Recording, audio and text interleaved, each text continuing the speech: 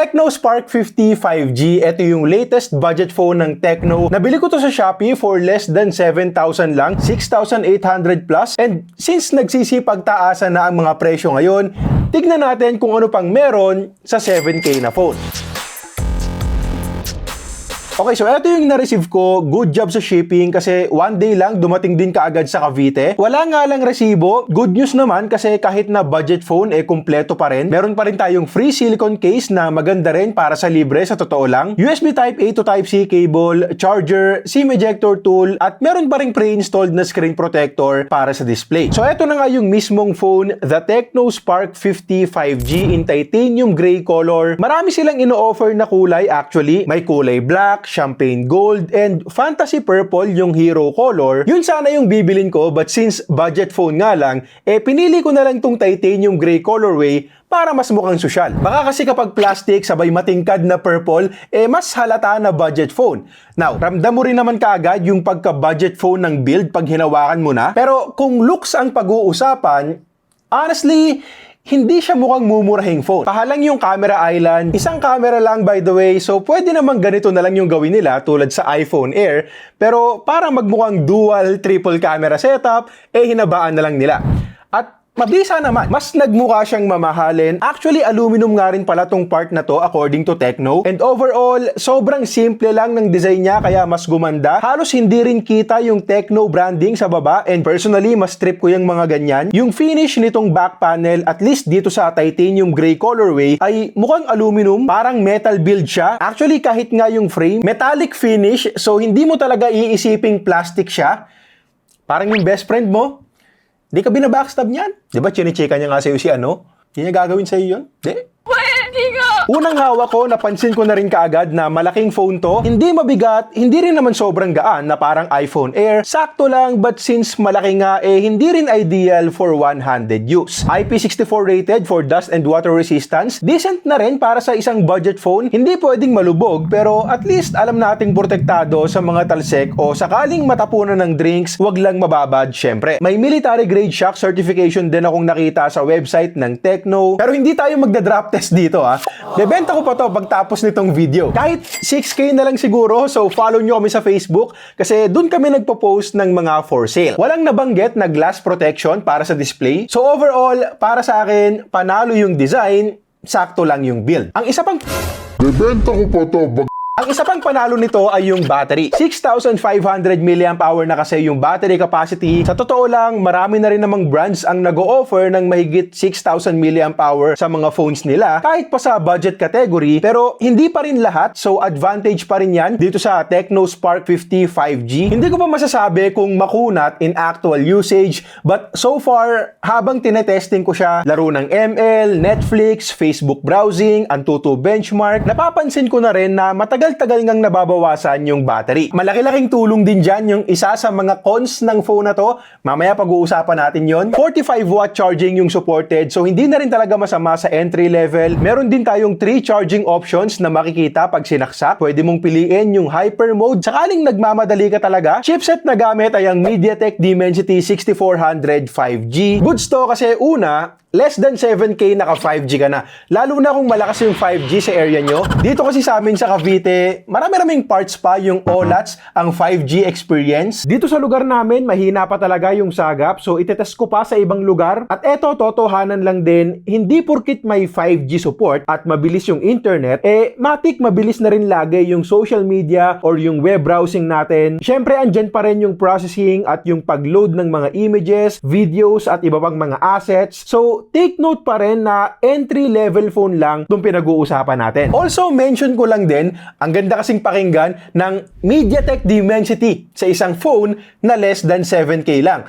Kumbaga, yes, hindi na tayo naka-MediaTek Helio chip, pero para lang maiset ng tama yung expectations natin, take note na entry-level to lower mid-range chip lang din to. Nasa level lang din ng Helio G99 yung performance na makukuha natin, slightly better lang, na para sa akin ay okay lang din naman since below 7K lang din naman tong pinag-uusapan nating phone. Gusto ko lang din klaro sa inyo na makaka-experience at makaka-experience pa rin tayo ng occasional stutters dito. Hindi siya battery smooth experience all the time. Kahit sa pag-open ng mga applications, hindi naman yung masakit sa ulong experience. Tolerable naman and kaya pa rin ng maayos yung karamihan sa mga pang-araw-araw nating apps, social media, Google Apps, banking apps, etc. Hinay-hinay nga lang sa multitasking kasi yung below 7K na presyo ay para sa 4128 variant and yan din yung gamit nating unit ngayon. May 8256 option naman, kaya lang ang laki na ng idadagdag sa presyo at marami na ring makakalaban sa puntong yon. Sa gaming, hindi na rin para umasa masyado. Enough performance lang siya para malaro natin ng maayos yung mga magagaan na games like Mobile Legends. At nga pala, share ko lang din na yung bagong Realme 16 na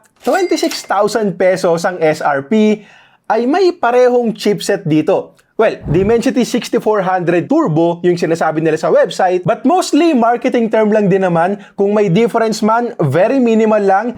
Sa core specs, Dimensity 6400 pa rin yun. And kahit naman dito sa Tecno, may turbo rin sa pangalan yung chipset kapag chinek natin sa specs. So, sa 26,000 pesos, para sa akin, lugi ka talaga sa ganitong chipset. Sa 6K plus or below 7K, panalo na at hindi na para magreklamo pa. Sa usapang display, tatapatin ko na kayo, ito yung isa sa mga downsides ng phone na to. Hindi naman sobrang sama, malaking display, 6.78 inches, punch hole na rin yung gamit for selfie cam, up to 120Hz refresh rate na rin, and mapapansin mo rin kaagad yung smoothness sa home screen kapag ginamit mo. Yun nga lang, isa pang mapapansin din agad-agad ay yung kapal ng side bezels, lalo na dito sa baba, makapal talaga. Yung screen resolution, HD lang, so hindi ganun ka-sharp tignan. Nung nag-Netflix ako, SD playback resolution lang din. Screen brightness, okay lang for indoor use, and kung sisilong ka naman sa labas, hindi sobrang tutok sa araw. And since hindi siya OLED, hindi rin ganun katingkad yung kulay. Hindi rin naman super washed out, pero kung makakapagdagdag ka pa ng budget, pwede kang makakuha ng malaki-laking upgrade kumpara sa display nito. Haptic feedback kapag typing ako, mas okay na lang i-turn off, at dahil budget display nga lang, nasa power button yung fingerprint scanner natin to unlock. Nung una siguro mga 4 out of 10 times, hindi niya nababasa ng maayos yung daliri ko. So, niregister ko ulit. Medyo mahirap lang gawin to kasi hindi pwedeng duplicate, pero nung nagawa ko na, okay na at mabilisan lang din naman yung pag-unlock. Yung speaker, isa lang. Ito, isa na rin naman sa mga inaasahan natin sa ganitong presyo. In fairness, kasi malakas, pero yung sound quality, malinaw mo pa rin namang maririnig at maiintindihan yung mga dialogues kapag nanonood ka. Nag-play ako ng Young Sheldon dito, and nung una, napansin ko rin kaagad na, medyo hindi nga maganda yung sound quality. Pero habang nanonood ako, nawala na lang din sa loob ko. So I guess, hindi rin naman sobrang sama for the price. Wag lang sound trip. Yan, hindi ako magsa-sound trip dito. Earbuds na lang kung sakali. At may 3.5mm audio jack nga rin pala sakaling kailangan yung gamitin. Lastly, pagdating sa camera, meron tayong 50MP main shooter and 8MP selfie cam. Sa totoo lang, hindi na ako umaasa dito, pero surprisingly, makakakuha din pala tayo ng good photos and videos para sa presyo.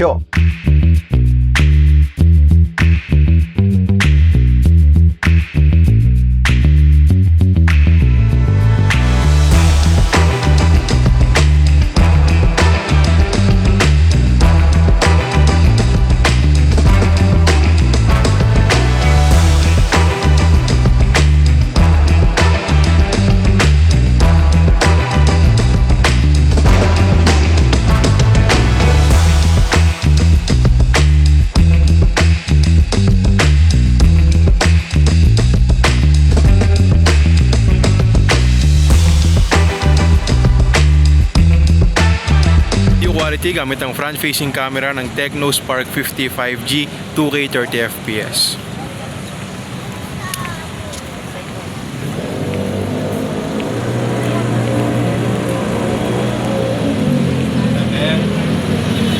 Okay, so Tecno Spark 50 5G, 10,499 pesos to 15,999 daw ang SRP. Pero please lang, huwag niyong bibilhin sa ganyang price.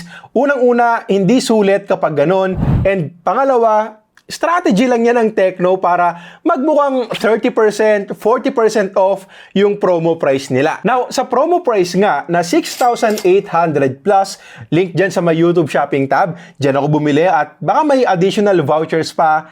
Para sa akin, hindi na masama. Sobrang nagustuhan ko yung design, hindi siya mukhang budget phone. Chipset na ginamit is good para sa ganitong category, may 5G support. Tapos nga lang tayo sa memory, 4 gigs of RAM lang para sa 2026. Medyo kailangan limitahan yung pag-multitask natin. 128 gigs na storage, medyo mababa na rin ngayon. But again, pinagbabasihan din kasi natin yung presyo. Camera is surprisingly good. I mean, malayo kumpara sa potato quality na nakukuha natin nung mga nakaraang taon. Malaki yung 6,500 mAh battery and naka 45 watt fast charging na rin. Speaker malakas pero hindi maganda yung sound quality at ang pinaka downside para sa akin ay yung 720p na screen resolution ng display. So ang real talk, kung limited lang talaga yung budget mo, as in fixed 7K pababa lang talaga, worth considering tong phone na to since nagsisipagtaasan nga ang presyo. Pero kung kaya mo pang dagdagan, kaya mo pa hanggang 9 to 10,000 pesos, malaki-laki na yung upgrade na makukuha mo sa mga phones sa ganung price at mas magandang experience na rin talaga. Okay, so yun lang muna para sa ngayon. Again, nasa YouTube shopping tab, lahat ng mga phones na ire-recommend ko sa iba't ibang budget. Let me know sa comments kung anong tingin nyo dito sa Spark 50 5G. Like, subscribe at kita-kits tayo sa next video.